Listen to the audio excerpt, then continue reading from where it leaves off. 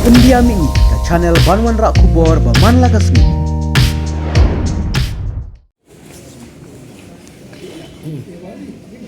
Kecil ni tu. Okay, thank you. Thank you so much.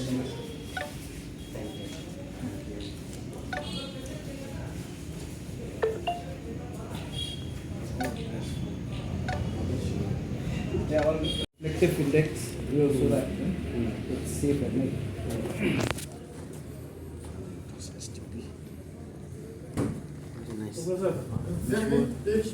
Thank you.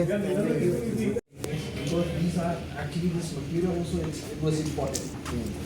Actually, as for a long way, it was important. So we don't have any more this. So that we could distribute to all our personnel. No, as of some now, are getting, some are not but getting. if We will not be happy. you give it to seniors people for now. Okay, we will ensure that we come up with this phase. Thank you. Thank you. Thank you. Okay, sir. Thank you.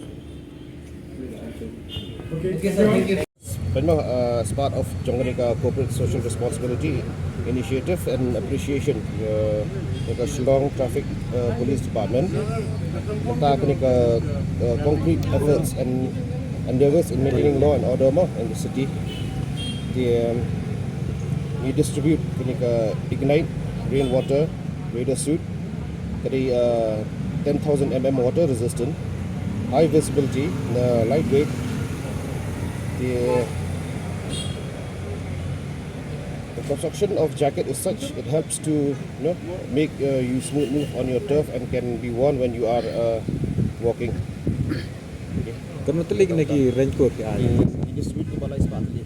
Jadi di first phase, consider the second phase, so ada tu. Mana? Tanggung tahi, tanggung lebih appreciate ya ki Shillong Traffic. Ini di kesim melingkung ni. The next kapten yang nak Hangin selap yang asal ke second phase when we are trying, but when comes along soon. Yeah. Ini appreciate juga work jaga Shillong Traffic Police, tolong especially new monsoon ni ke yang tahu new slab, so tanggung tak dari ini. Ini kita apa lalu sudah kini Raiñcoat yo api berkibar itu banyak tian ayam nah.